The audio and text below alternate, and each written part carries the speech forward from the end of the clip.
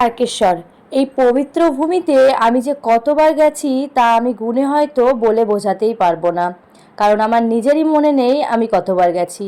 বছরে শ্রাবণ মাস আর চৈত্র মাস মানে একবার বাবার দর্শনে বাবার কাছে যাওয়াটাই ছিল আমার সব থেকে বড় উদ্দেশ্য। কিন্তু এখন একদমই যাওয়া হয় না।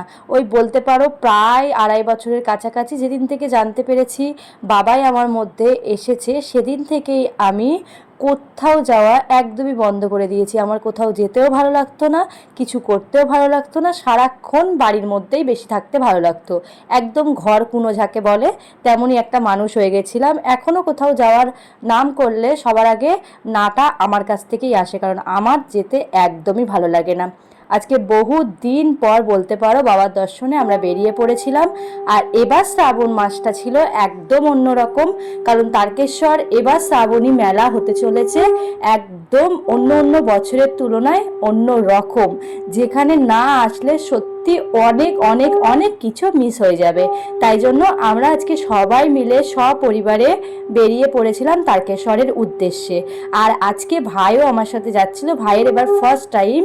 সোশ্যাল মিডিয়ার মাধ্যমে কিন্তু আমরা অনেক কিছু জানতে পারি, যেমন এই শ্রাবণী মেলা তারকেশ্বর জুড়ে এত সুন্দর লাইটিংয়ের ব্যবস্থা করা হয়েছে, সেটা দেখার ইচ্ছা জেগেছে একমাত্র সোশ্যাল মিডিয়ায় বিভিন্ন রকম ভিডিওর মাধ্যমে, যেটা দেখে মন একদমই বাড়িতে আর থাকছিল না। তাই আমরা এই মেলা ঘুরতে চলে এসেছিলাম।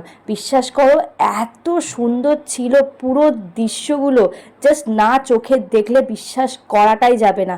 সব থেকে ভালো লেগেছিল এই দুধ পুকুরে লেজার লাইট দিয়ে মহাদেবের এই দৃশ্যগুলো, জাস্ট অসাধারণ।